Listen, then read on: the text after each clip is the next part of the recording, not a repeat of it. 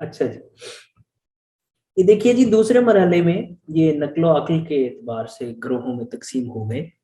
यानी करीब दूसरी सदी के बाद ये मामला शुरू हो गया और बाकायदा ये ग्रोह बनना शुरू हो गए। दो धड़े, एक जो अक्ल को तरजीह देते हैं और एक जो नक्ल को तरजीह देते हैं। अब इस दौरान क्या कुछ हो रहा है वो तारीख की किताबों में आप पढ़ें कि मुतजिला की हुकूमत है, और जो दीन है जो नक्ल को तरजीह देते हैं, अक्ल को तरजीह नहीं देते, उनके साथ क्या क्या मजालिम ढाए जा रहे हैं और वो किस बुनियाद पे ढाए जा रहे हैं, वो सारा सारा कुछ अगर आप उसकी वजूहात तलाश करें तो यही है कि नफ्सियाती तौर पे दोनों ग्रोह खुद को दूसरे से बेहतर समझ रहे हैं, और चूंकि खुद को हक समझ रहे हैं तो हक होने की बुनियाद पे दूसरे के साथ ज्यादती करना भी, वो जुल्म करना भी जायज समझते हैं। अब इसके साथ आपने ये उसूल भी जहन में मद्देनजर रखना है कि ला इकराहा फिद्दीन, जो हमने पिछले सेशन में पढ़े हैं वो उसूल और मकासद शरिया, और फिर आपने इस यहाँ पे इसके साथ साथ जो हालात वाक़यात आप मजीद देखेंगे या मजीद आप स्टडी करेंगे तो तारीख में जब वाक़यात पढ़ेंगे, मुतज़िला की तारीख या शायरा की या हनाबिला की, तो आपको जो वाक़यात नजर आएंगे उन सबको आप देखेंगे तो आपको अंदाजा होगा कि ये लोग मेन स्ट्रीम से कितना हट गए थे और जो मकासद शरिया हैं उनसे कितना दूर हो गए। तीसरे मरहले में जी, यहाँ पे इल्मुल कलाम और इस्लामी फलसफा बाहम पैवस्त होते हैं जी, यहाँ मिल जाते हैं। अब ये इमाम गजाली वाला दौर है। यहाँ पे एक और ग्रोह हमेशा से इस दौर से मौजूद है, यानी तकरीबन हारून रशीद के ज़माने से मौजूद है, याकूब अल किंदी से मौजूद है, जिसका तस्करा नहीं किया जाता बाकायदा एक ग्रोह के। इमाम राजी ने जो तफसीर लिखी है, इमाम राजी की तफसीर में उन्होंने बहुत सारे अकवाल हुक्मा से नकल किए हैं। इमाम गजाली हुक्मा के बड़े खिलाफ थे। हुक्मा में पहले जो हकीम हैं वो याकूब अल किंदी हैं, दूसरे अबू नसर फाराबी हैं, फिर अबू अली सीना का नाम है। ये वो लोग हैं, उमर ख़याम भी इसी ग्रोह में हैं।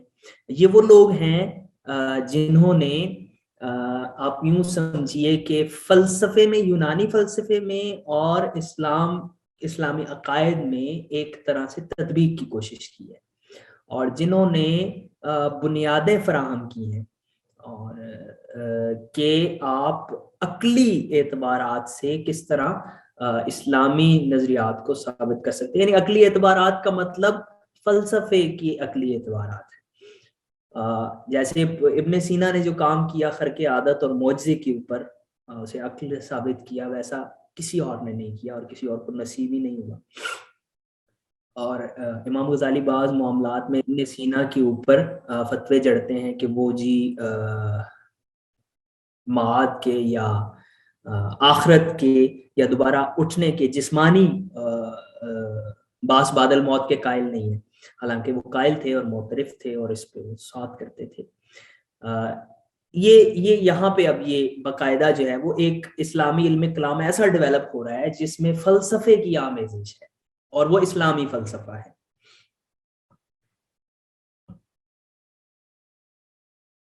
बड़े बड़े मुतकल्लिमीन इस दौर में आए जी, इसी दौर में बड़ी बड़ी किताबें मुदव्वन की गई। चौथा मरहला, अब इसके बाद खामोशी है, तकलीद का मरहला है, और इस मरहले में तसव्वुफ जरा प्रैक्टिकल जो तसव्वुफ है वो अपनी औज पे है, नजर आता है। ये तातारियों के हमलों के बाद तुर्की और उस्मानी सल्तनत की डेवलपमेंट और उसके बाद बहुत अरसे तक का ये दौर है जी। दौर जदीद में मैंने सिर्फ दो शख्सियात बतौर मिसाल जिक्र की हैं, इस तरह की पूरे अरब अजम में बहुत सारी शख्सियात थी जो इल्मुल कलाम को एड्रेस कर रहे हैं और बिल्कुल जदीद अंदाज में कर रहे हैं। शाह वलीउल्लाह है जी, और फिर इकबाल है, यानी यहाँ से यहाँ तक, और उसके बाद भी अब भी जो लोग कर रहे हैं, तो जिन्होंने इल्म कलाम में जदीद मबाहिस की बुनियाद रखी। यहाँ से हम एक और पोर्शन دیکھ رہے ہیں جی، یہ دیکھیے جی. اچھا یہ ایک بات ہے جو یہ انہوں نے کی ہے، شبلی نعمانی نے کی ہے، لیکن یہ بہت حد تک ٹھیک نہیں ہے. بہرحال اس کو میں نے یہاں لکھا ہے. ایک علم کلام وہ سمجھا جائے گا جو مختلف فرقوں کے باہمی جھگڑوں سے پیدا ہو، اور دوسرا علم کلام وہ ہے جو فلسفہ اور بے دینی کے مقابلہ کے لیے ایجاد کیا گیا. امام غزالی کے زمانے تک تقریباً دونوں الگ الگ تھے، اور پھر غزالی نے دونوں کے اختلاط یعنی مکس اپ کی بنیاد رکھی، اور رازی نے اس کو ترقی دی، اور بعد والوں نے بالکل ہی اس کو اختلاط کر دیا اور مکس کر دیا. حالانکہ بنیادی بات یہ ہے کہ عباسیوں کی ابتدا سے ہی یہ معاملہ یعنی علم الکلام میں فلسفے کی آمیزش اور فلسفیانہ دلائل کے رد کے لیے اپنے اسلامی کلام کی یا فلسفے کی یا منطق کی بیسیکلی ایجاد، یہ اس وقت سے شروع ہو گئی تھی.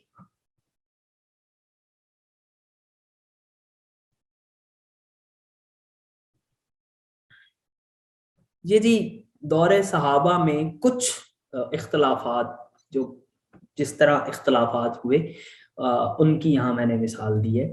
2-3 واقعات لکھے ہیں. جیسے حضرت ابو ہریرہ کہا کرتے تھے، روایت کرتے ہیں کہ زندوں کے گریہ و ماتم سے مردوں کو عذاب دیا جاتا ہے.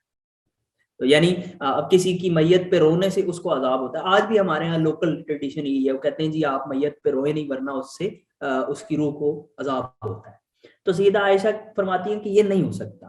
خدا خود کہتا ہے کہ لا تزر وازرۃ وزر اخری، کوئی کسی دوسرے کا بوجھ نہیں اٹھائے گا. تو یہ کیسے ہو سکتا ہے کہ ایک آدمی غلط کام کرے اور عذاب دوسرے کو؟ پاسبل نہیں.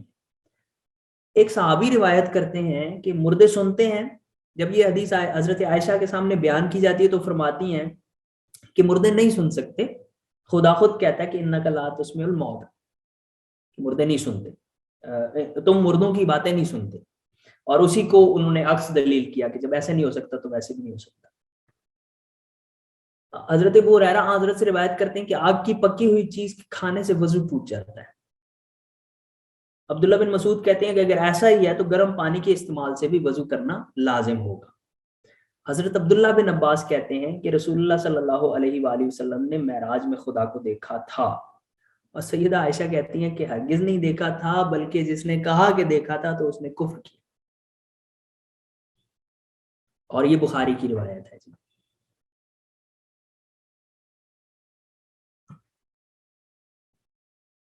ایک اور وجہ ہے جو نقل اور عقل کے درمیان تعارض کا سبب بنی ہے کہ محدثین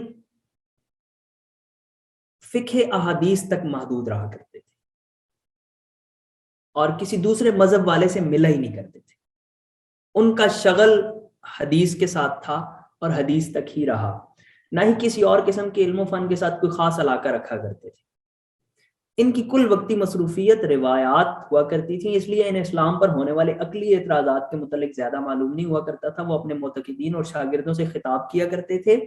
محدثین سے پوچھا جاتا کہ خدا کا جب جسم نہیں ہے تو وہ عرش پر کیوں کر متمکن ہو سکتا ہے، تو وہ کہتے تھے کہ الکیف مجہول والسوال بدعت، کیفیت نامعلوم ہے اور اس کے متعلق سوال کرنا بدعت ہے.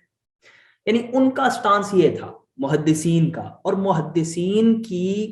محدثین ہی بعد میں آگے جا کے یہ گروہ بنتا ہے حنابلہ کا اور مجسمہ کا اور مشبہہ کا، جو معتزلہ کے خلاف ایک رائے رکھتے ہیں اور اس رائے میں بڑے ریجڈ ہیں. تو یہ محدثین ہی ہیں پہلے جو ابو حنیفہ کو بھی مرجئہ میں سے تصور کرتے ہیں.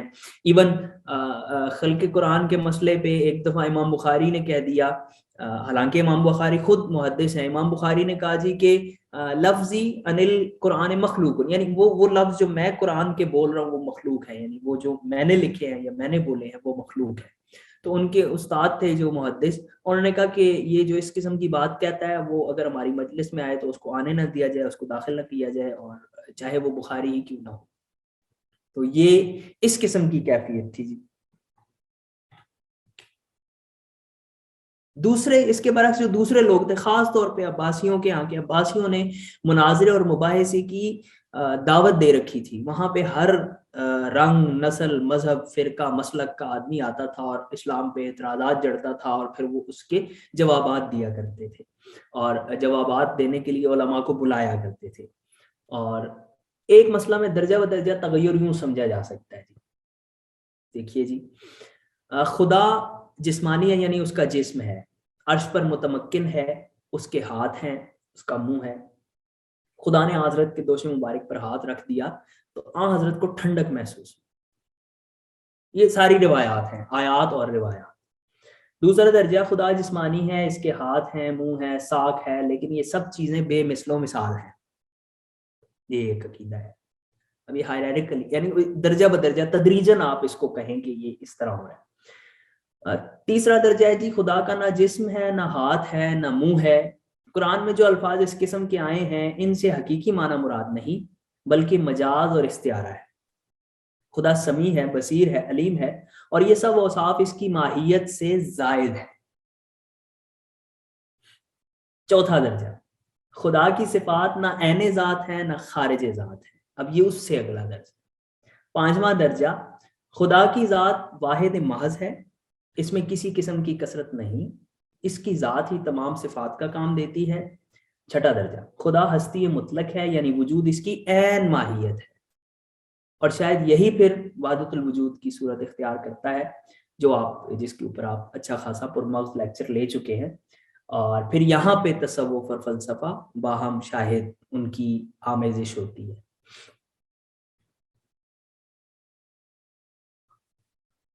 عقائد میں یہ تدریجی تغیر، جی چوتھا درجے کی وضاحت کروں۔ چوتھا درجہ، خدا کی صفات نہ عین ذات ہے نہ خارج ذات۔ یعنی یہاں مسئلہ یہ تھا کہ انہوں نے کہا جی کہ خدا بھی ہے اور اس کی صفات بھی ہیں، تو پھر کہا گیا کہ یہ دونوں قدیم ہیں، یعنی خدا بھی جس طرح قدیم ہے اسی طرح صفات بھی قدیم ہے۔ اگر وہ یہ کہتے کہ خدا کی صفات حادث ہیں تو پھر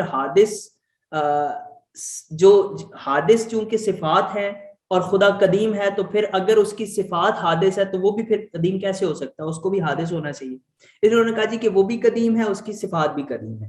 اگر یہ دونوں قدیم ہیں اور یہ دونوں الگ الگ ہیں، یعنی اس کی ذات سے جدا ہے، تو پھر دو قدیم لازم آتے ہیں۔ انہوں نے کہا جی یہ شرک ہوتا ہے، ایسے نہیں ہو سکتا۔ تو شرک ہوتا ہے تو پھر انہوں نے کہا جی کہ وہ صفات ہیں لیکن وہ اس کا عین بھی نہیں ہے اور اس کی ذات سے خارج بھی نہیں، یعنی اس کی ذات کا حصہ بھی نہیں ہے اور اس کی ذات سے باہر بھی نہیں۔ تو یہ ایک موقف اختیار کیا۔ اب یہ فلسفیانہ بحث ہے کہ وہ کیسے نہ عین ہے، نہ اس کی ذات سے خارج ہے، نہ اس کی ذات ہے، تو پھر وہ کیا ہے؟ وہ صفت ہے۔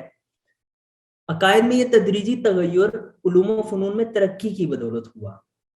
بنو امیہ کے اخیر دور میں ہی دوسری سطح کی نوبت آ گئی تھی، پھر عباسیوں کا دربار فلسفیوں سے بھرا رہتا تھا، دن رات یہی چرچے ہوتے تھے، محدثین دیر تک اپنی ظاہریت پر جمے رہے، بڑی ماریں کھائیں انہوں نے ساروں نے، لیکن یہ ڈٹے رہے، اور انہی سے پھر اشعریہ پیدا ہوئے۔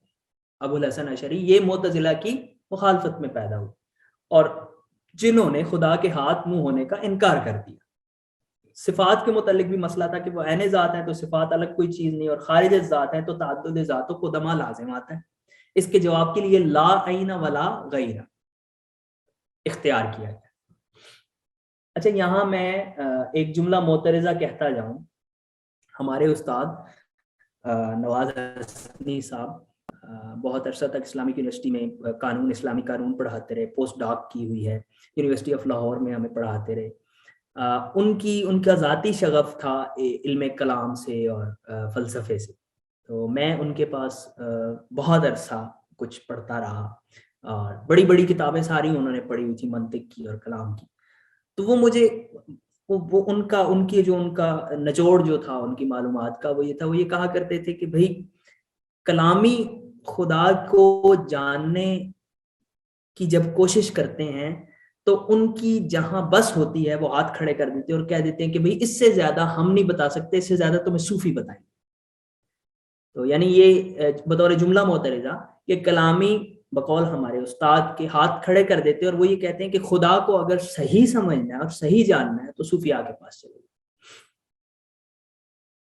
اختلاف عقائد میں عمومی سیاست کا بھی کردار ہے۔ بنو امیہ کے زمانہ میں صفاقی اور ظلم کا بازار گرم رہا کرتا تھا۔ جب کبھی شکایت کا لفظ زبان پر آتا تو طرفداران حکومت یہ کہہ کر ختم کر دیتے کہ جو کچھ ہوتا ہے اللہ کی مرضی سے ہوتا ہے، ہم کو دم نہیں مارنا چاہیے۔ آمنا بالقدر خیرہ و شرہ، تو معبد جہنی ایک شخص تھا جو حسن بصری کے حلقہ میں ہوا کرتا تھا۔ اس نے ایک دن امام صاحب سے پوچھا، امام حسن بصری سے۔ امام حسن بصری امام علی کے براہ راست شاگرد ہیں، اور امام حسن بصری کی جتنی بھی احادیث میں مرویات ہیں وہ حضرت علی سے، لیکن مرسل ہیں، حضرت علی کا نام نہیں لیا کرتے تھے۔ اس کی وجوہات بھی ظاہر و باہر ہے کہ کیوں تھے۔ بنو امیہ کی جانب سے قضاء و قدر کا جو عذر پیش کیا جاتا ہے کہاں تک صحیح ہے؟ تو امام صاحب نے کہا کہ یہ خدا کے دشمن جھوٹے ہیں، اور اس کے بعد پھر وہ جب اس کو یہاں سے پتہ چل گیا کہ صحیح بات کیا ہے تو اس نے دعوت کر دی اور مارا گیا۔ بس غیلان اسی کا ایک جو ہے وہ شاگرد تھا، اور یہ محمد بن حنفیہ سے بھی اس کا تعلق تھا غیلان کا۔ اس نے اس خیال کو ترقی دی اور باقاعدہ اس نے علم بغاوت بلند رکھا، جاری رکھا۔ عبدالعزیز نے اسے لکھا، اور اس نے پھر خط لکھا ہوا بن عبدالعزیز کو، جی کہ آپ نے مجھے جو بتایا اس سے مجھے رہنمائی ملی اور میں درست ہو گیا۔ پھر عمر بن عبدالعزیز خزانہ کی نیلامی اس کے سپرد کر دی، اور وہ نیلامی کرتا تھا اور کہا کرتا تھا کہ یہ مال و اسباب ہے جو ظلم کی اور جبر کی بنیاد پہ حاصل کیا گیا۔ کہتے ہیں کہ اس وقت 3000 اونی جرابیں اس میں موجود تھی سرکاری خزانے میں، اور یہ کہا گیا کہ دیکھو لوگ جو ہے وہ، اسی نے کہا کہ دیکھو لوگ جو ہے وہ بھوک سے اور پیاس سے اور فقر و فاقہ سے مر رہے ہیں، اور یہاں پہ انہوں نے عمرا نے 3000 جو ہے وہ اونی جرابیں اکٹھی کر کے رکھی۔ پھر ولید آیا، اور ولید نے پھر اس کے ہاتھ پاؤں کٹوا دیے، یہ باز نہیں آیا، پھر بھی یہ اپنی زبان درازیوں سے باز نہیں آیا، آخر اس کو قتل کروا دیا۔ یوں امر بالمعروف اور عدل کا جو تصور تھا معتزلہ کا وہ پھیلا، اور یہ انہوں نے اپنے پھر اصول خمسہ بنائے۔ تو 2 اصولوں میں ایک عدل اور وجوب امر بالمعروف ہے۔ جب ولید تخت نشین ہوا تو اس فرقہ کا شمار ہزاروں سے زیادہ تھا، اور پھر یزید بن ولید خود معتزلی ہو گیا، اس نے اپنے والد کو تخت سے معزول کیا، اور اس کے بعد تخت نشین ہوا، اور یہاں سے معتزلہ حکومت میں آ گئے۔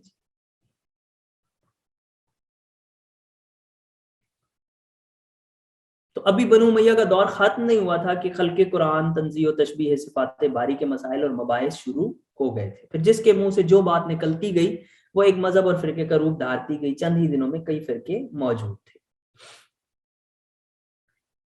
اچھا جی، شرح مواقف میں اسلام کے اصلی 8 فرقے بتائے گئے۔ بہت زیادہ اختلافات نہیں ہیں، جب ہم ان کو اکٹھا کرنے کی کوشش کرتے ہیں تو کثرت نہیں ہے اصولی اختلافات کے اعتبار سے۔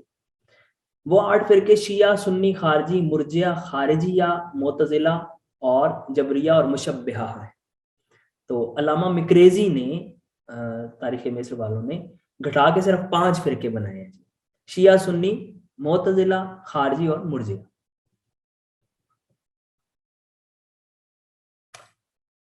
علامہ شہرستانی نے 4 اصول جن میں اختلاف ہوا وہ 4 اصول بتا دی اور اس کو مختصر کیا، اور انہوں نے کہا جی کہ یہ 4 اصول ہیں جن میں اختلاف ہے، بس باقی کوئی مسئلہ ہی نہیں۔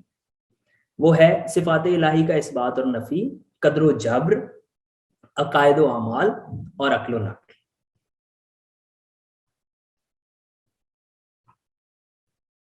پہلا اختلاف اس کی بنیاد یہ ہے کہ خدا کا جسم ہے یا نہیں، کیونکہ قرآن مجید کی بعض آیات، کچھ احادیث میں خدا سے متعلق یہ ملتا ہے کہ اس کی ساکھ ہے، اس کا ہاتھ ہے، اس کا چہرہ ہے، وہ عرش پہ متمکن ہے، استوا علی العرش۔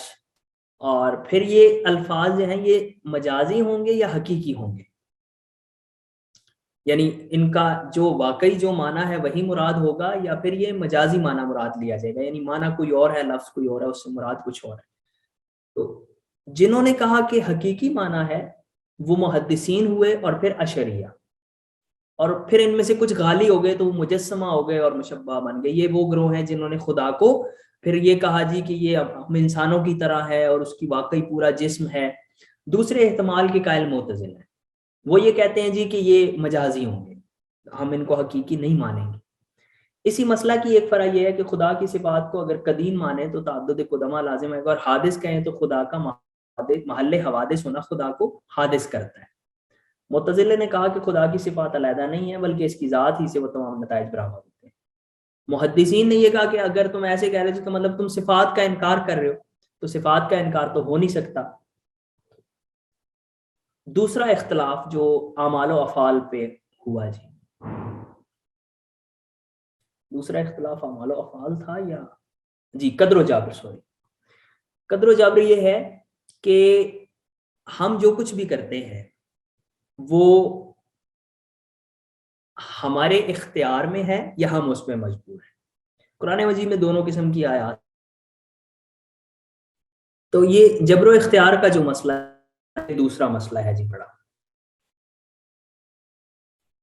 تیسرا کہ ایمان کی حقیقت میں اعمال بھی داخل ہیں یا نہیں، یعنی مطلب یہ ہے کہ اگر کوئی شخص ایسا عمل سر کرتا ہے. آپ شیئر نہیں کر رہے شاید، ابھی آپ کا شیئر ڈراپ ہو گیا. جی میں دوبارہ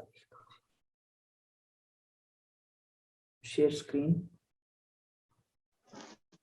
اور یہ جو دوسرا اختلاف ہے اگر آپ دوبارہ ایکسپلین کر دیں تھوڑا سا. جی میں دوبارہ کرتا ہوں. جی اختلاف کا تعلق یہ ہے بنیادی طور پہ کہ جو اعمال یا افعال ہیں ان کا خالق اللہ ہے، چونکہ ہر چیز کا خالق اللہ ہے. تو اعمال و افعال جو بھی ہم عمل ہمارا فعل ہے اس کا خالق بھی بنیادی طور پہ اللہ ہی ہے. تو ہماری پھر اس میں کیا حیثیت ہوئی؟ تو ایک گروہ نے کہا جی کہ ہماری کوئی حیثیت ہے ہی نہیں، ہم جو کچھ بھی کرتے ہیں وہ اللہ کی طرف سے ہوتا ہے. وہ ایک شعر ہے کہ درمیانے کار دریا تخت بند کر دے، اور کہ ہمارے پنجابی ایکسنٹ میں کہ درمیانے کار دریا تختہ بندم کر دئی باز می گوئی کہ دامن تر مکن ہوشیار باش، کہ مجھے اس منجدار کے بیچ میں تختے کے ساتھ باندھ کے چھوڑ دیا، اور پھر اس کے ساتھ یہ بھی کہتے ہو کہ آپ جو ہے وہ اپنے دامن کو تر نہ ہونے دو، پانی نہ لگنے دو. تو یہ بنیادی طور پہ کہ اعمال و افعال کا خالق اللہ ہے چونکہ، تو انسان کا کوئی اختیار نہیں ہے. یہ ایک عقیدہ تھا. اور دوسرا یہ تھا کہ جی نہیں ایسا نہیں ہے، بلکہ سارے کا سارا اختیار انسان کے پاس ہے اور انسان ہی اپنے افعال خود سر انجام دیتا ہے. تو دونوں دو انتہائیں ہیں بیسیکلی. یہ دوسرا اختلاف تھا جی. تیسرا کہ ایمان کی حقیقت میں اعمال بھی داخل ہیں یا نہیں. اس کا مطلب یہ ہے کہ بعض حدیث میں ہے نا کہ الحیاء شعبۃ من شعب الایمان، کہ ایمان جو ہے وہ حیا جو ہے وہ ایمان کا حصہ ہے. اسی طرح الطہور شطر من الایمان، کہ صفائی جو ہے وہ نصف ایمان ہے. کوئی نصف ایمان ہے، کوئی ایمان کے 70 شعبے ہیں، ایک شعبہ حیا ہے، ایک شعبہ یہ ہے، ایک شعبہ وہ ہے.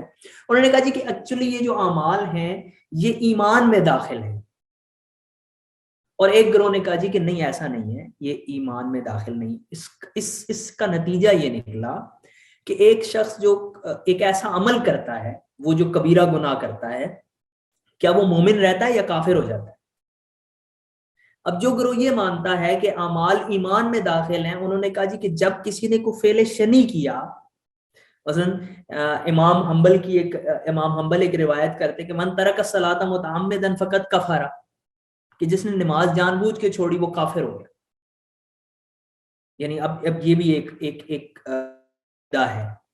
تو ایسا نہیں، بلکہ ایمان آپ کے عقائد کا نام ہے کہ جو آپ ایمانیات کا جو حصہ ہیں، اللہ و ملائکتہ و کتبہ و رسلہ والقدر خیرہ و شرہ من اللہ تعالی والبعث بعد الموت.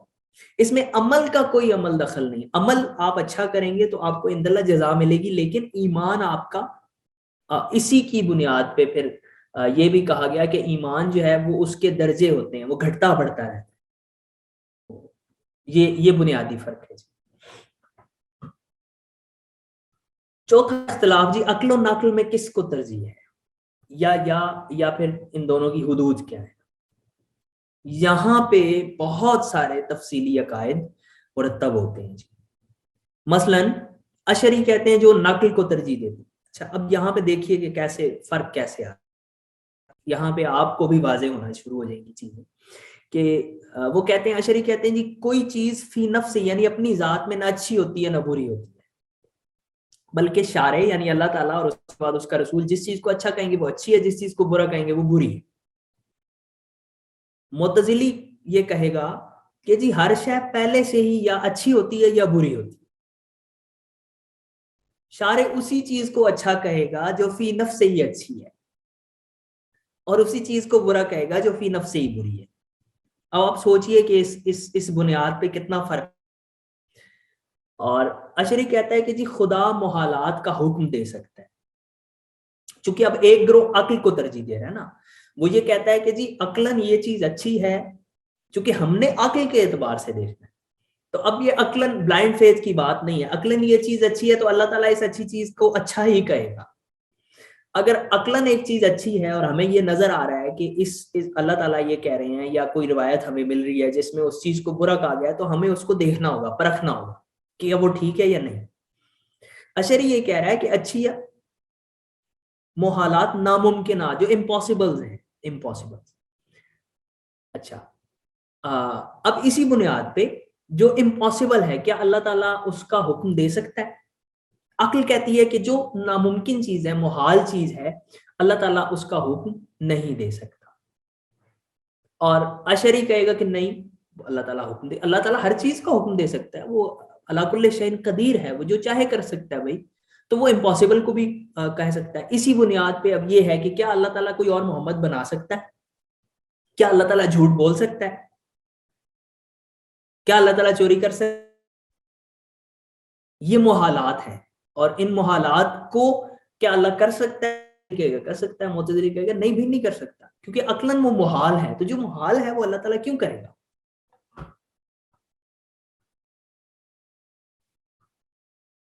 اشعری کہتا ہے جی خدا کو عدل و انصاف کرنا ضروری نہیں, یعنی خدا کی مرضی ہے کہ ایک انسان اعمال صالح کرے اور خدا پھر اسے جہنم میں بھیج دے, اور ایک انسان جو ہے وہ اعمال شنی کرے اور خدا پھر اسے جنت میں بھیج دے.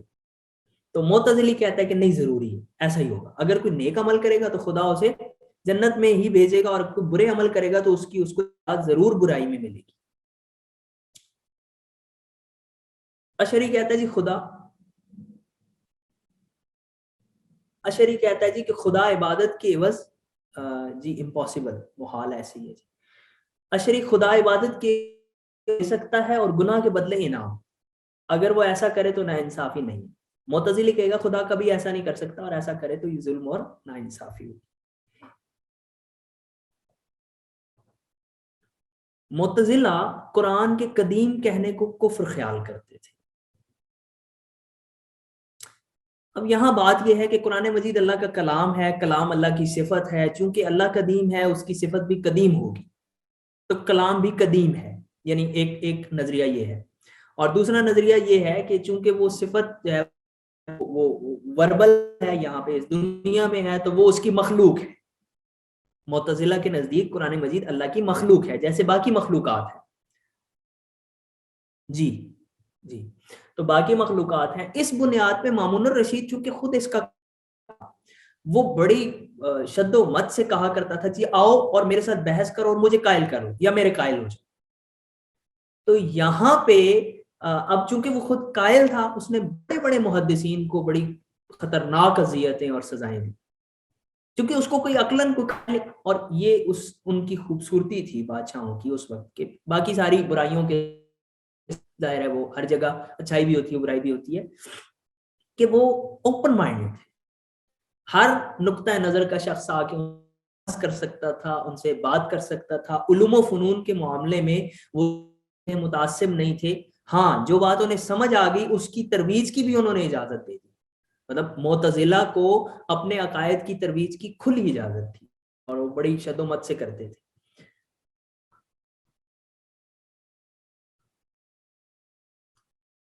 ہارون رشید کے باپ کے زمانے میں علم کلام کی باقاعدہ تدوین ہوئی ہے. ہمارے پاس ٹائم کتنا ہے جی؟ چلے یہ کہتے ہیں جی ابو الحذیل اللاف اس فن کا بانی ہے، اور اس کو مہدی نے کہا تھا جی کہ آپ جو ہے وہ جو شبہات وارد ہو رہے ہیں اسلام پہ فلسفیوں کی طرف سے یا دیگر کے علماء کی طرف سے، آپ اس کے رد میں اس کے لیے کوئی علم مدون کریں، اس فن پہ کوئی کتاب لکھیں. انہوں نے لکھی. کہتے ہیں جی کہ انہوں نے 60 کے کتاب قریب علم کلام میں کتابیں لکھی. اس کے بعد علم کلام کو مسلسل درباری سرپرستی، خلیفہ مہدی کے علاوہ دیگر امراء بھی اس میں حصہ لیتے رہے. انہوں نے مجالس مقرر کی، ذاتی نوعیت کی. اور ابن خلدون کہتے ہیں کہ امام غزالی کے زمانے تک علم کلام میں فلسفے کی آمیزش نہیں تھی. غزالی پہلے شخص ہیں جنہوں نے فلسفے کے انداز پر اس علم کی تدوین کی، لیکن یہ شاید نادرست بات ہے، میں نے اس کا ذکر پہلے کر دیا. مامون الرشید کے دور میں دوبارہ علم کلام کی شہرت ہوئی. ایک دن مقرر تھا جی، منگل کا دن. اس دن بڑی وہاں پہ بڑی محفل سجائی جاتی تھی اور سارے لوگ آتے تھے. مجوسیوں کا پیشوا یزدان بخت ایک دن آیا اور ابو الحذیل نے اسے بند کر دیا. اور پھر یہاں ایک خاص بات کے لیے میں نے یہ واقعہ کوٹ کیا. اور یزدان کو پھر مامون نے جوش میں آگے کہا بھی تم اسلام لے آؤ. تو بخت نے کہا کہ بھئی میں آپ کسی کو زبردستی مسلمان نہیں کرتے، لا اکراہ فی الدین. تو مامون نے کہا ٹھیک ہے. اب یہاں آپ دیکھیں وہ طاقت میں تھے، برتر تھے، اور پھر انہوں نے مناظرے میں بھی اس کو بند کر دیا، ہرا دیا اسے، لیکن پھر بھی اس کو اس بات پہ مجبور نہیں کیا کہ تم اسلام لے. اس لیے میرے سیشن میں جو حضرت علی اور حضرت ابو ذر غفاری کی میں نے بات کی اس کے ساتھ ملا کے دیکھیں کہ یہ ہمارا ایک اصول ہے کہ ہم جو، اور پھر یہ دیکھیے کہ کہا جاتا ہے کہ تلوار کے زور پہ اسلام پھیلا اور زبردستی مسلمان کیے گئے. تو ان ساری باتوں کے پس منظر میں اگر ہے تو پھر سمجھ آتی ہے کہ جس نے بھی اگر کہیں ایسا کیا تو غلط کیا. 4 صدی میں علم کلام عروج پہ جی. اب یہاں تفاسیر بھی لکھی جا رہی ہیں جو کلامی تفاسیر ہیں. ابو مسلم اصفہانی جیسے لوگ ہیں جنہوں نے عقلی توجیحات کی ہیں آیات کی اور بہت خوبصورت کی ہیں. عباسیوں کے زوال کے ساتھ ہی علم کلام بھی زوال کا شکار ہو گیا جی. اور اب محمود غزنوی کی بات یہاں میں نے ایک کوٹ کی ہے کہ انہوں نے تحقیق حق کے لیے حنفیہ اور شافعیہ میں جب مناظرہ کروایا تو ثالثی کے لیے ایک عربی دان عیسائی کو طلب کرنا پڑا، جبکہ مامون الرشید کی یہ حالت تھی کہ وہ کہتا تھا تمام علماء کو مناظرے کی دعوت دیتا تھا کہ خلق قرآن کے مسئلہ پہ مجھے مرنے تو میں باز آ جاؤں گا.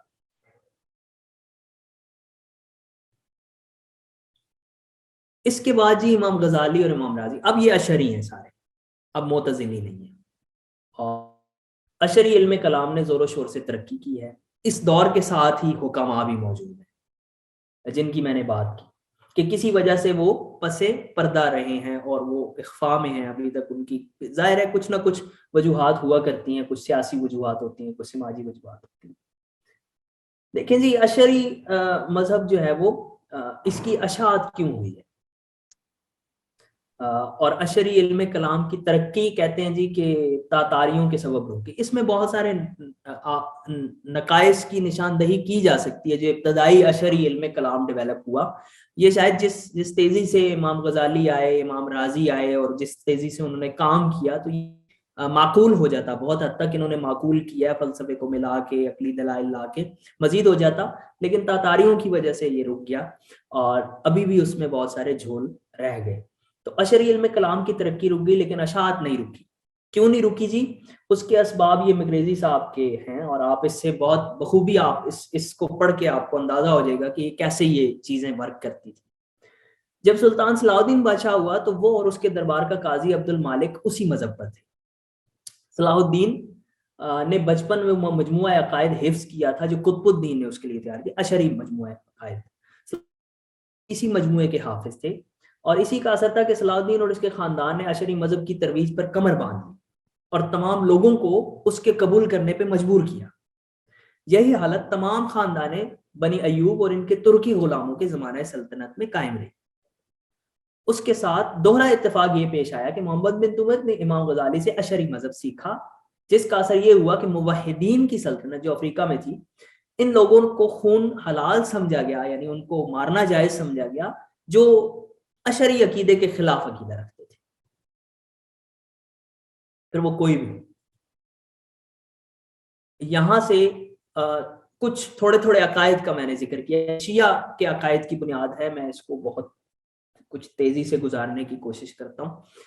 ابن خلدون کہتے ہیں کہ شیعہ جو بنیادی عقیدہ تھا کہ امامت جو ہے وہ مصالح عامہ میں سے نہیں ہے، اس لیے جو امام ہے اس کا تعین رکن دین ہے، اور رکن دین کے نفوذ کے لیے، تقرر کے لیے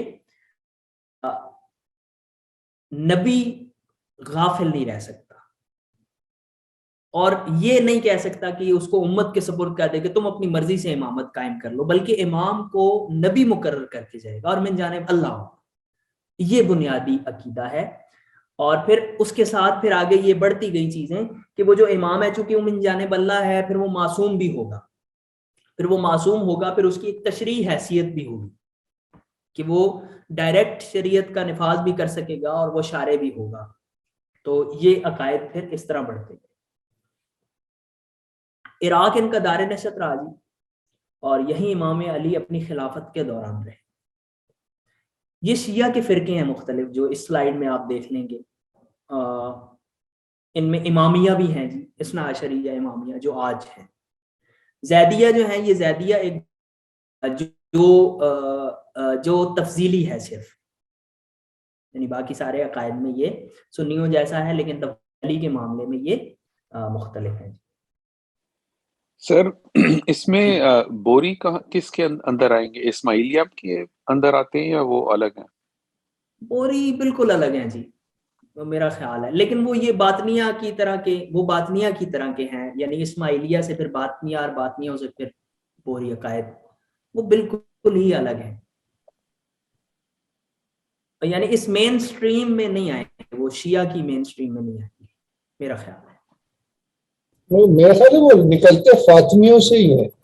جی فاطمیوں سے ہی ہے جی، بالکل ایسے. اچھا جی، یہ دیکھیے جی، یہ ساروں کی ایک ایک سلائیڈ ہے. آپ ان کو دوبارہ آپ جب خود دیکھیں گے تو آپ کو ان کے بنیادی عقائد بھی میں نے لکھے ہیں. سبیہ یہ کہتے تھے جی کہ تورات میں لکھا ہے کہ ہر نبی کا ایک وصی ہوتا ہے، تو علی محمد کے وصی ہیں اور وہ خیر الاوصیاء ہیں. محمد دوبارہ لوٹیں گے. حیرانی ہوتی ہے ان لوگوں پہ جو کہتے ہیں کہ مسیح لوٹیں گے، حالانکہ محمد کا لوٹنا زیادہ اولا اور راجح ہے. قتل نہیں ہوئے بلکہ شیطان قتل ہوا اور علی کو آسمان پہ اٹھا لیا وغیرہ وغیرہ. غرابیہ علی محمد سے افضل گمان کرتے ہیں. یہ کوے سے تشبیہ دیتے، جس طرح کوہ مشابہ ہے تو کوے کے، اسی طرح علی محمد کے مشابہ ہیں. کیسانیہ یہ مختار بن عبید سقفی کے پیروکار تھے. زیدیہ یہ زید بن علی زین العابدین اس کے امام ہیں، اور ہشام بن عبد الملک کے خلاف کیا. ان کے مطابق امام کی تعین نہیں کی گئی، علی سب سے زیادہ حقدار تھے، لیکن مصلحت کی بنیاد پہ حکومت ابو بکر و عمر کو دے دی گئی. ان کے نزدیک مرتکب کبیرہ ہمیشہ جہنم میں رہے گا جب تک کہ وہ خالص توبہ نہ کر لے. اسماعیلیہ جی، امام پوشیدہ رہتا ہے. امامیہ یہ موجودہ گروہ ہے جی. اور حاکمیہ یہ زیادہ غلو پسند ہیں. حاکم بے امر اللہ فاطمی کے سبب یہ گروہ حاکمیہ کہلایا. ان کا کہنا تھا کہ اللہ تعالیٰ امام میں حلول کر جاتا ہے. تو دروزیاں ہیں جی، اور پھر آگے سوان، پھر یہ بڑھتے ہی گئے. خوارج یہ عبداللہ بن ذوالخویسرہ تمیمی ہے جی. رسول اللہ کے پاس آیا اور اس نے کہا کہ اے دل یا محمد، اس نے جرأت کی. اور یہ اس کی نفسیاتی وجوہات کہ جب آپ خود کو ثابت اور زاہد سمجھنے لگیں کہ آپ یہ سوچنے لگ جائیں کہ جی اب میں پوچھ سکتا ہوں، میں نبی کا مواخذہ کر سکتا ہوں. یہ میں نے یہاں روایت لکھ دی ہے جی. اور پھر علی بن ابی طالب سے روایت ہے، اور رسول اللہ نے باقاعدہ ان کو نشانیاں بتائیں. اور جب خوارج کا قتل عام ہوا تو آپ اس کو ڈھونڈتے رہے کہ نہیں وہ ملے گا، اور بہت دیر بعد وہ ملا، اور آپ نے پھر لوگوں کو دکھایا کہ یہ دیکھو یہ وہ ہے.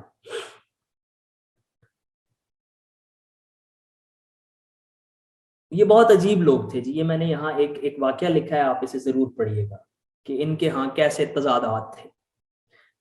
یہ ان کا نعرہ تھا جی, لا حکم الا اللہ.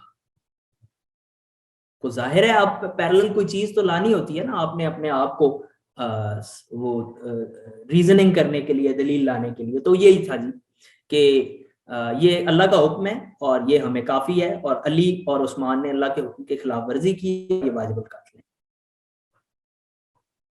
حضرت علی نے اس کے جواب میں کہا, ان کے اس نعرے کے جواب میں, کلمت حق, بات تو سچی ہے, بحل بات ہے, لیکن ارادہ اس سے انہوں نے باطل کر کیا.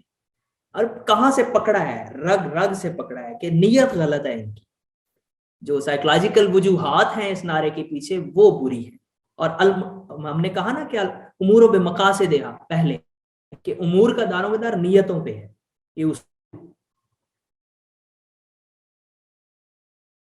اب ان کے بنیادی خلیفہ عامۃ المسلمین کے انتخاب سے عمل میں لائے جائے, یعنی قریشی نہیں ہونے چاہیے آئمہ. بنیادی بات یہ, وہ اس وقت تک جب تک عدل اور شریعت پر قائم رہے اور خطا اور غفلت سے دور, اور اگر وہ خطا وطا کرے تو اسے اڑا دو, پھڑکا دو.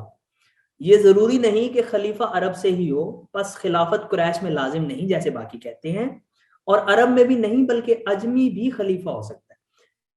غیر کرشی کا خلیفہ ہونا زیادہ بہتر سمجھتے تھے, تاکہ جب چاہیں اسے معزول کر دیں اور اسے قتل کر دیں, کیونکہ پھر اس صورت میں یہ ہوتا کہ کوئی ایسا قبیلہ نہیں ہوگا جو اس کی سپورٹ میں آئے گا.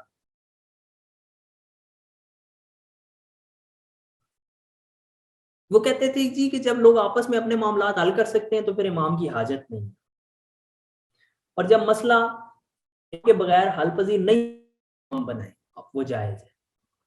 اور اقامت امام واجب شرعی نہیں ہے بلکہ جائز ہے.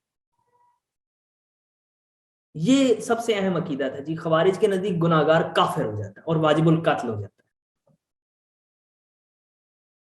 یہ ان کے فرقے ہیں جی بہت سارے, اور جن کے پھر عقائد آپ دیکھتے جائیں گے, جب آپ پڑھیں گے ان کے بنیادی عقائد تو کیسے پھر مزید اضافے ہوتے ہیں, بر مزید.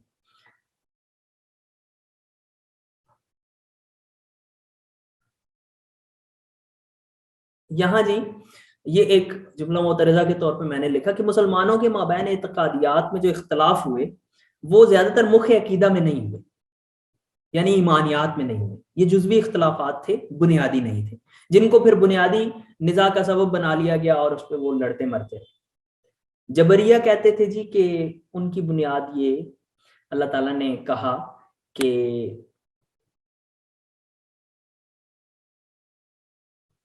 اللہ چاہتا تو ہم مشرک نہ ہوتے. تو یہ آیت ہے جی کہ اللہ تعالیٰ نے کہا کہ وہ ایسے کہے گی. عمر بن خطاب کے پاس ایک چوری کر کے آدمی لایا گیا, اس چوری اس کی سزا دینے کے لیے. تو نے کہا کہ تم نے کیوں چوری کی؟ اس نے کہا جی اللہ کا فیصلہ تھا. حضرت عمر فاروق نے اس کے ہاتھ بھی کاٹے اور اس کو کوڑے بھی مارے. کوڑے اس لیے مارے کہ اس نے اللہ پہ تہمت لگائی.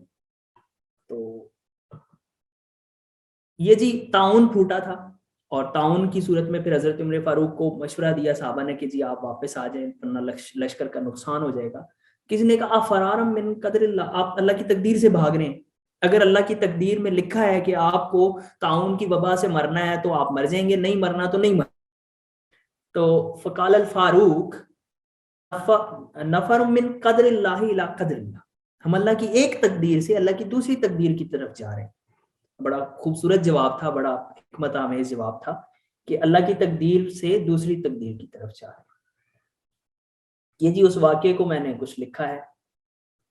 جن لوگوں نے عثمان غنی کو عثمانیین, یہ عثمانیون کا جو میں فرقہ کہہ رہا ہوں, یہ بہت تحقیق طلب امر ہے, میں بہت واضح نہیں لگا سکتا, لیکن میری اس مطالعے کے دوران کچھ چیزیں میرے سامنے آئی ہیں. انما قتلہ اللہ, کہ عثمان غنی کو جنہوں نے قتل کیوں کہتے تھے, اللہ نے ان کو قتل کیا ہے جی ایک تقدیر سے دور. یعنی ایک تقدیر یہ ہے کہ اگر آپ تعاون کے علاقے میں جائیں گے تو obviously آپ مریں گے, اللہ نے تقدیر میں لکھا, اور ایک تقدیر یہ ہے کہ آپ نہ جائیں تو آپ نہیں مریں گے. تو یہ بھی تقدیر ہے اللہ کی طرف سے, وہ تقدیر ہے. جب انہوں نے پتھر مارے تو کچھ نے کہا کہ اللہ تمہیں مار رہا ہے. حینما حسبوا قال له بعضهم اللہ هو الذی یرمیک فقال عثمان تم نے جھوٹ کہا، لو رمانی اللہ ما اخطانی، اگر اللہ نے مجھے مارا ہے تو پھر میری کوئی خطا نہیں ہے، پھر تم مجھے غلطی پہ کیوں سمجھتے ہو؟ اللہ اگر مجھے مار رہا ہے تو پھر میری کوئی غلطی نہیں۔ عثمان غنی کو بنیادی طور پہ انہوں نے کیوں مارا؟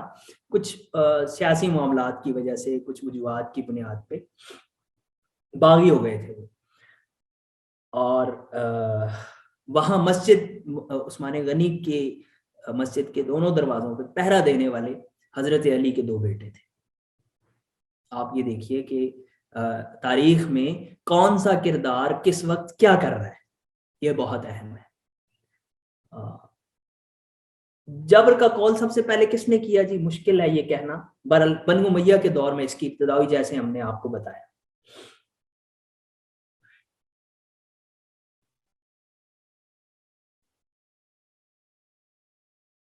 یہ کہتے تھے جی کہ جبر کا قول توحید کے لیے لازم ہے، اس کے بنا توحید قائم نہیں رہ سکتی۔ اگر ہم جبر نہ مانیں تو ہمیں یہ ماننا ہوگا کہ حوادثات کا فاعل اللہ کے علاوہ کوئی اور ہے۔ جو کچھ بھی حادث ہو رہا ہے، جو کچھ بھی یعنی ہو رہا ہے اس دنیا میں، جو چاہتا ہے کرتا ہے، اور جو چاہتا ہے نہیں کرتا، اور یہ شرک ہے۔ یعنی اگر ہم یہ مانیں کہ غیر اللہ فاعل ہے تو یہ شرک ہے، اور اس سے خلاصی کی ایک ہی صورت ہے کہ ہم یہ کہیں کہ جو کچھ بھی ہو رہا ہے وہ اللہ تعالیٰ کرتا ہے۔ تو پھر وہ کہتے ہیں جی کہ انسانی فعل کی 3 صورتیں ہو سکتی ہیں، یا تو وہ خدا کی طرف ہے، یا اس کی اپنی جانب سے ہے، یا دونوں کی جانب سے ہے۔ یعنی یا خدا کی طرف سے ہے، یا انسان کی اپنی طرف سے ہے، یا دونوں کی طرف سے۔ اب دیکھ لیجئے کہ کتنے خوبصورت انداز میں وہ آپ کو اپنے عقیدے کا قائل کریں۔ کہتے ہیں جی کہ پہلا جبر ہے، دوسرا ممکن نہیں ہے، کیونکہ فاعل حقیقی اللہ ہے۔ اگر آپ فاعل حقیقی اللہ کو نہیں مانیں گے تو آپ کی توحید خراب ہوگی۔ آج کل بھی ایک گروہ ہے جو ہر معاملے میں توحید کو لے آتا ہے، اور وہ کہتا ہے کہ توحید خراب ہو جائے گی، لہذا آپ اس کریں۔ فاعل حقیقی اللہ ہی ہے، اور تیسرا اگر مان لیا جائے تو گویا شرک ہوگا۔ قدریہ کیا کہتے تھے جی کہ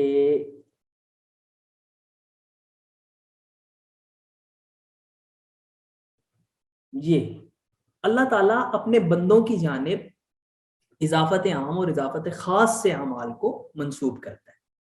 اضافت عام یہ ہے کہ یہ کبھی استطاعت کے ساتھ، اور کبھی مشیت، اور کبھی ارادہ، اور کبھی فعل، کسب اور صنعت کے ساتھ ہوتا ہے۔ اور اضافت خاص جیسے نماز، روزہ، حج، طہارت، زنا، سرقہ، قتل، کذب، کفر، فسوق اور دیگر افعال کی بندوں کی جانب نسبت۔ یہ اضافت خدا کی جانب نہیں ہو سکتی۔ یہ جو اضافت خاص ہے، یہ نماز والی، روزے والی، حج والی، طہارت والی، زنا والی، سرقہ والی یعنی چوری، سرقہ سے مراد چوری، کذب یعنی جھوٹ، کفر و فسق، اب یہ اللہ کی طرف اس کو آپ سکتے ہیں، چونکہ اللہ تو خیر کا خالق، خیر ہی خیر ہے، وہ تو سراپا خیر ہے، تو یہ اضافت خدا کی جانب نہیں ہو سکتی۔ اسی سبب خدا کی جانب انہیں منسوب کرنا غلط ہے۔ تو اب خدا کی جانب نہیں منسوب کریں گے تو انسان کی جانب منسوب کریں گے۔ یہ ہے قدریہ۔ مرجیہ، عہد خلافت میں اس کی ابتدا ہوئی۔ صحابہ کے مابین جھگڑوں میں ایک گروہ خاموش بیٹھ گیا۔ یہ گروہ علوی اور عثمانیوں کے درمیان میں تھا۔ یہ نہ علوی تھے نہ عثمانی تھے، اور اس میں بہت بڑے بڑے نام۔ ایک روایت کو بنیاد بناتے تھے کہ عنقریب فتنے ہوں گے تو ان میں وہ اچھا ہوگا، جو بیٹھا ہوگا وہ چلنے والے سے اچھا ہوگا، چل رہا ہوگا دوڑنے والے سے اچھا ہوگا۔ تو جب یہ ایسا ہو تو اپنے اونٹوں اور اپنے چوپایوں کے ساتھ منسلک ہو جاؤ۔ مرتکب کبیرہ کے بارے میں بھی ان کا معاملہ یہ تھا جی کہ اس کے گناہ کبیرہ کے مرتکب کا معاملہ اللہ کے سپرد کر دیں، اور یہ سیاسی اختلافات سے بھی رکے رہے، اور یہ خاموشی رہے بس۔ عقائد یہ ہے جی ایمان کو گناہ کوئی نقصان نہیں پہنچاتا، کیونکہ ایمان عمل سے جدا گانا شے ہے۔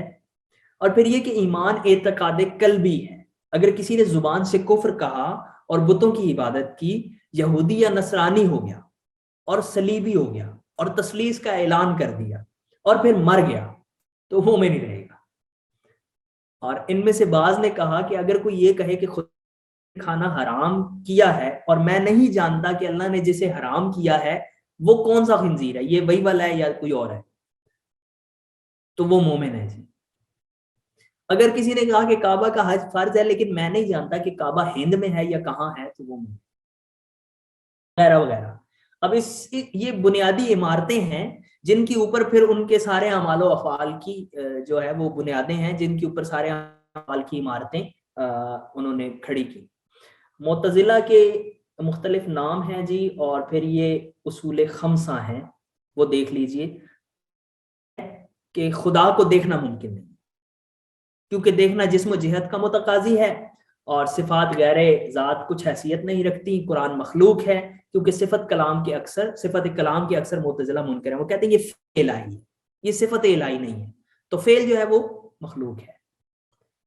عدل, انسان اپنے افعال کا خالق خود ہے, یہ وہ قدرت ہے جو اسے اللہ نے دی ہے, وہ موتی ہے یعنی عطا کرنے والا ہے, اور اپنی عطا کے سلب پر بھی پوری قدرت رکھتا ہے, اور اسے اس نے تکلیف یعنی کلفت مکمل کرنے کے لیے عطا کی. وعد و وعید, یعنی برے اعمال کرنے والے کو ضرور سزا ہوگی اور اچھے اعمال کرنے والے کو ضرور جزا ملے گی. المنزلۃ بین المنزلۃ ہے, یہ کہتے ہیں جی کہ ایمان خصال خیر سے عبارت ہے. جب کسی آدمی میں ہو تو اسے مومن کہتے ہیں, اور فاسق میں خصال خیر مکمل نہیں ہوتی, اسے مومن نہیں کہا جا سکتا, لیکن وہ کافر بھی نہیں ہے کیونکہ شہادت اور دیگر اعمال خیر اس میں موجود ہیں, یعنی ایمان تو موجود ہے لیکن عمل نہیں ہے.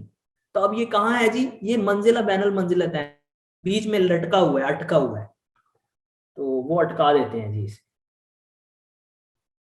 ان کا کہنا ہے کہ دعوت اسلام کی نشر و اشاعت اور گمراہوں کی ہدایت اور حق و باطل میں التباس کرنے والوں کو کہ تاکہ دین میں فساد برپا نہ ہو ضروری ہے. یہی وہ عقیدہ ہے جس کی بنیاد پہ طاقت اور زور کے ساتھ تبلیغ اسلام کا جواز بنتا ہے جی. وہ کہتے ہیں نا کہ یہاں تک کہ دین جو ہے وہ سب پہ غالب آ جائے, تو یہ وہ حسن و قبح, یہ آپ کو پہلے بتا دیا کہ عقل کی بنیاد پہ چیزوں کی اچھائی یا برائی کا کو جانچا جائے گا یا پرکھا جائے گا, عقل کی بنیاد پہ نہیں ہوگا جی. اور اس کے ساتھ ہی جی جزاک اللہ.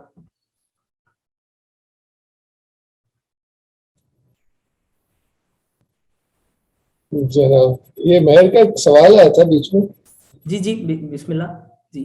کہ آپ نے جیسے دکھایا کہ بہت رنگا رنگی ہے, اور آج بھی ظاہر ہے بہت سے مذاہب ہیں اسلام میں, روشیں ہیں, تو پوچھ رہی کہ آج کل کے حوالے سے مختلف کنٹریز میں آفیشلی ایک مذہب جیسے حنفی, شافعی, مالکی ہوتا ہے جو آفیشل ہوتا ہے. میرے خیال سے ان کی غلط فہمی ہے کہ یہ کسی پہ کوئی وہ نہیں ہے کہ ساروں نے وہ ضروری فالو کرنا. یہ ان کا خیال یہ ہے کہ وہ ایسے ضروری کر دیا کہ اس ملک میں جو بھی رہیں وہ حنفی ہی رہ سکتے ہیں, میرے کہ ان کو چوائس نہیں ہے. تو یہ غلط, یہ فرق نہیں ہے اسپرٹ آف اسلام سے؟ بالکل ہے, نہیں ایسا کسی ملک میں ایسا ہے کہ آفیشیل مذہب اس ملک کا حنفی ہے؟ نہیں. جی میں اس کی وضاحت کرتی ہوں کہ پاکستان نے جیسے حنفی اسکول آف تھاٹ کو فالو کیا ہے, تو جتنے بھی آپ کے سول رائٹس لاز ہیں, فیملی لاز ہیں, وہ حنفی اسکول آف تھاٹ کے مطابق ہیں. تو کسی نے فار ایگزامپل شرعی طور پہ ڈائیورس لینی ہے, یا اس کی انہیریٹنس رائٹس کے ہیں, یا کوئی اور جو آپ کے ذاتی معاملات ہیں سول لا کے اندر جو بھی آتے ہیں, وہ سارے کے سارے اگر گورنمنٹ کی سطح پہ حل ہوں گے وہ حنفی اسکول آف تھاٹ کی مطابق ہوں گے, چاہے آپ کسی اور اسکول آف تھاٹ سے بلونگ کرتے ہوں یا نہ ہو. نہیں, ایسا نہیں ہے. اس میں یہ ہوتا ہے کہ یہ جو شریعت کورٹ میں معاملات ہوتے ہیں, خاص طور پہ چونکہ میں خود لا کا اسٹوڈنٹ بھی ہوں, تو اس میں آپ سے پوچھا جاتا ہے کہ آپ کا مذہب کیا ہے, آپ شافعی ہیں, آپ حنفی. مثلا اگر کسی نے ایک مجلس میں 3 طلاقیں دی ہیں اور وہ جا کے یہ کہتا ہے میں اہل حدیث ہوں, تو میرا فیصلہ اس کے مطابق کیا جائے تو وہ 3 ایک تصور ہوتی ہے اور اس کی طلاق نہیں ہوتی. ایسے ہی اگر وہ جا کے کہتا ہے میں شیعہ ہوں تو شیعہ ہونے کے مطابق اس کو وہ کیا جاتا ہے. وہ جا کے کہتا ہے میں شافعی ہوں تو اس کے مطابق اس کا فیصلہ کیا جاتا ہے. اور جہاں تک یہ یاد رکھیے کہ دیوبندی وہابی 2 گروہ ہیں عقیدے کے گروہ ہیں شیعہ اور سنی، یہی دو گروہ ہیں. اور یہ جو معتزلہ یہ اب موجود نہیں ہے، اور جتنے بھی سنی ہیں وہ اشعری ہیں، اشعری ماتریدی یہ ایک ہی بات ہے. وہ ان سارے اسکول آف تھاٹ سے مکس بھی ہیں اور ان سب سے الگ بھی ہیں، وہ الگ ہیں بہت سارے معاملات میں الگ ہیں بہت سارے. اور جو فقہی اسکول آف تھاٹ ہیں جو کل ہم نے فقہ اصغر پڑھی اس میں وہ شافعی ہیں، حنبلی ہیں، اہل حدیث ہیں، یہ سارے بنیادی طور پہ فقہی اسکول آف تھاٹ. اور عقائد میں جو اہل حدیث ہیں یہ بہت زیادہ محدثین کے قریب ہیں، کچھ ظاہریہ ہیں، کچھ مجسمہ بھی ہیں بعض معاملات میں اگر بہت غور سے انہیں کریدا جائے، لیکن بنیادی ایمانیات جو ہیں وہ اشعری ہی ہیں، بنیادی طور پہ وہ اشاعرہ کی طرح ہی ہیں. اور فقہ میں بہت زیادہ یہ شافیوں سے ان کی ریزمبلنس ہے جو ہمارے ہاں لوکل. اور اگر آپ ویسے دیکھیں غامدی گروپ ہے یا اس قسم کے جو گروپ ہیں، غامدی صاحب کے استاد ہیں یا وہ وحید الدین خان صاحب تھے، یہ اعتزالی فکر سے قریب ہیں، یعنی یہ معتزلہ کے قریب بنتے ہیں. تو اس قسم کی چیزیں ہیں کہ کسی گروہ میں سرکاری طور پہ کہیں بھی امت مسلمہ کو تقسیم کرنے کی کوشش نہیں کی گئی اور کر بھی نہیں سکتے تھے. کیونکہ ہر شخص اسلام کی روح سے وہ آزاد ہے نا، ہر شخص اپنا امام ہے. اگر اسپرٹ میں دیکھیں تو اپنے گھر کا امام ہے، تو ظاہر ہے وہ اس میں بحث بھی ہو سکتی ہے، مگر ان اسپرٹ بات ہوگی. ماہم آپ نے ہاتھ کھڑا کیا کیا؟ جی میں نے پوچھنا تھا کہ قصص کی بات ہوئی تھی، تو یہ جو موجزے پڑھے جاتے ہیں کیا یہ قصص میں سے ہوں گے یا کچھ اور ہے؟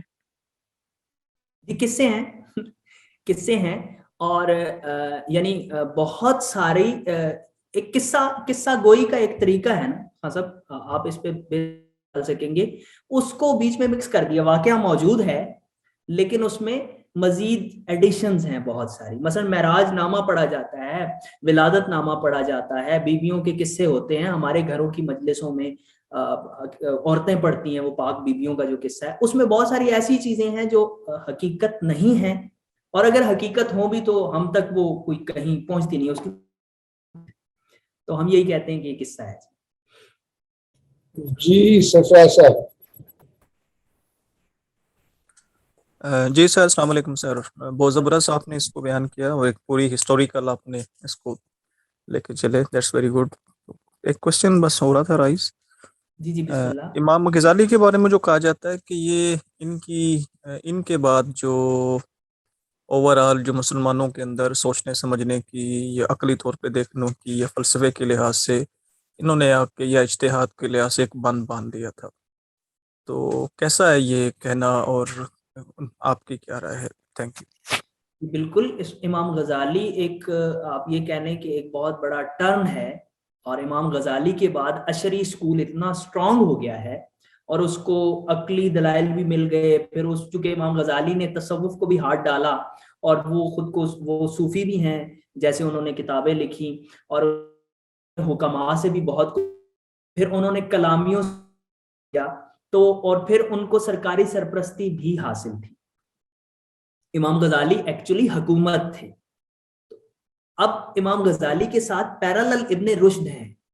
ابن رشد اتنے بڑے قد کا آدمی ہے، اور امام غزالی کے ساتھ اگر آپ اس کا مقابلہ دیکھیں، پھر حکماء مزید حکماء ہیں تو آپ کو اندازہ ہوگا. تو امام غزالی اس میں کوئی شک نہیں، امام غزالی کا کام. اور پھر امام غزالی نے اشعری اسکول آف تھاٹ کو فالو کیا، اشعری ہی وہ مشہور ہیں، لیکن اس کے ساتھ کچھ عقائد میں انہوں نے بہت سارا اختلاف بھی کیا. وہ امام غزالی کی الگ ایک انڈیویجول حیثیت ہے جس پہ بات چاہیے. تو صاحب اس حوالے سے نہیں کہہ رہے، وہ یہ کہہ رہے کہ جو اورینٹلسٹ ہے انہوں نے ایک تعصب پیدا کیا ہوا ہے کہ مسلم دنیا میں اجتہاد وہ سب کچھ ختم ہو گیا، عقل ہی ختم ہو گئی. امام غزالی نے جب فلسفے کو مات دی تو سب کچھ ہی ختم ہو گیا عقلی حوالے سے. ہاں عقلی حوالے سے ختم ہو گیا. جی بالکل، یہ ایک بات ہے بتا رہا ہوں کہ ان کے ساتھ موجود تھے دوسرے لوگ جو دب گئے، جو اقلیت پسند تھے، جو حکماء تھے، جو فلسفی تھے. امام غزالی اتنے اسٹرانگ نکل آئے نا، اور چونکہ اشعری اسکول آف تھاٹ کی بنیاد ہی نہ، تو وہ دب گیا. جی بالکل دب گیا، ایک طرح سے دب. اور اس میں امام غزالی کا بہت بڑا کردار ہے. इश्तिहाद तो नहीं खत्म हुआ, यानी कि अगर तो नहीं, फिक्र इज्तिहाद नहीं खत्म, वो तो अभी लिखी गई है कि आज तक हो रहा है सारा, नहीं उनका तो इज्तिहाद वो नहीं खत्म हुआ, इज्तिहाद बिल्कुल नहीं खत्म हुआ। हाँ, फलसफा और फलसफे का जोर खत्म हुआ है, एतजाल का जोर खत्म हुआ है। जी, मगर उसको पेश ऐसे किया जाता है कि दीन में भी सब एक जमूद आ गया। अल्लामा इकबाल तक ये समझते थे, खैर उनकी भी सोच अंग्रेजी थे तो उस वक्त तक उनको नहीं था उतना अच्छा।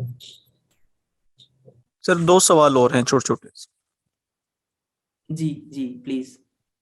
अच्छा सर, लास्ट सेशन में जो ये लास्ट टर्म थी उसमें हमें पढ़ाया गया एक इलाहाबादी स्कूल ऑफ थॉट के हवाले से फिरंगी महल, उसके अंदर तस्विया की बात हुई, फिर उसका कंपैरिजन शायद नहीं हुआ, लेकिन एक पैरेलल जो एक थॉट थी वो ये शाह वलीउल्लाह साहब की थॉट थी, वो हुज्जतुल बालिगा की बात करते हैं और उन्होंने भी कोई तत्बीक का एक असूल किया।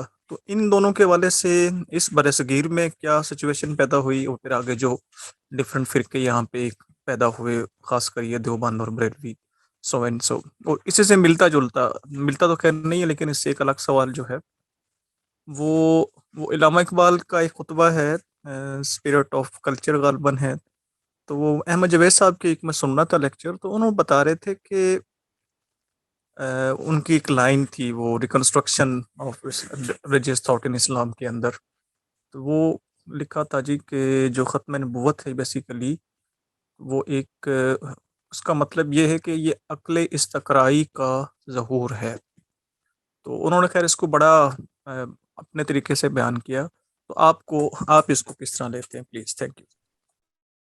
मैं इस पे बहुत ज़्यादा गुफ्तगू नहीं करूँगा जी, क्योंकि ये बड़ा मुतनाज़िफ़ी मसला है, तहज़ीरुन नास के हवाले से भी और देवबंदी और बरेलवी स्कूल ऑफ थॉट के हवाले से भी। तौर पे इकबाल का जो पहला खुतबा है उसमें वो ये कहते हैं, जब वो ये कहते हैं कि मजहब की बुनियाद मुशाहिदा बातिन पे है, तो ये बुनियादी नुक्ता है इकबाल के यहाँ। मुशाहिदा बातिन यानी वो अब्दुल कुद्दूस साहब का कौल लेके आते हैं कि ये मोहम्मद की सलाहियत थी कि वो बरफलकुल अफलाक और फिर वो वापस लौट आए, और खुदा की कसम अगर मैं होता और मैं वहां जाता तो मैं वापस ना आता। तो ये वो एक्चुअली ये बुनियाद है उनकी, और इसी बुनियाद को मद्देनजर रखा जाए, यानी जो कुछ भी होगा वो मोहम्मद की पैरवी में होगा, और उनकी पैरवी ही दरअसल तकमील इंसानियत का वाहिद और अव्वलीन रास्ता है, वो किसी भी हवाले से। तो हम इसको इसी तरह, मैं इसको इसी तरह लेता हूँ।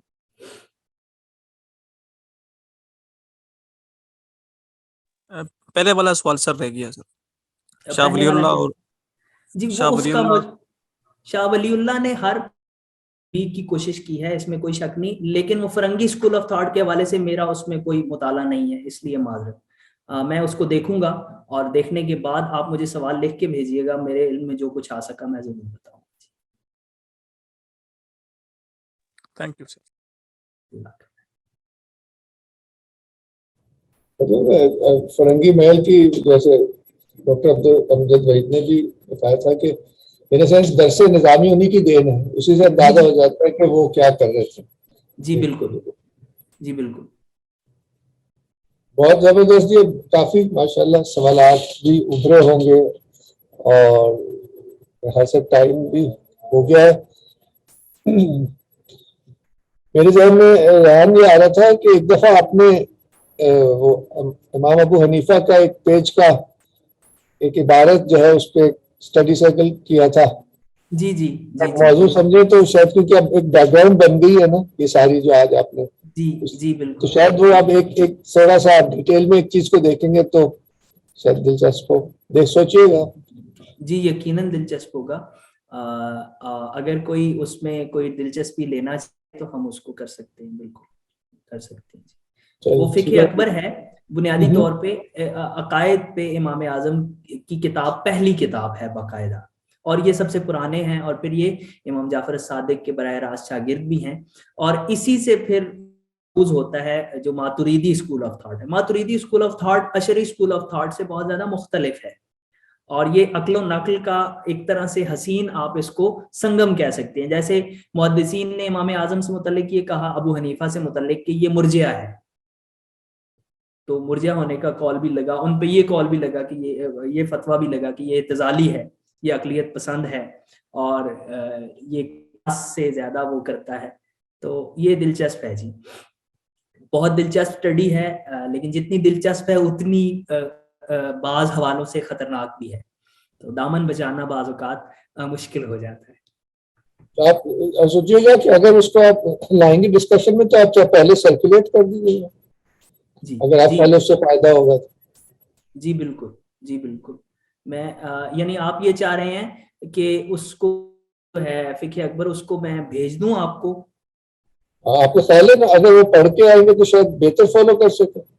جی جی بالکل, وہ چھوٹا سا رسالہ اگر وہ پہلے سے پڑھ کے آئیں گے تو بہت بہتر اسے فالو کر سکیں گے. جی بالکل بالکل. اردو میں ہے اس کا ترجمہ؟ جی اردو میں یقیناً ہے. چلیے آپ بتائیے گا. ٹھیک ہے جی جی بالکل ٹھیک ہے جی بالکل ٹھیک. تھینک یو, شکریہ. بہت شکریہ جی, جزاک اللہ.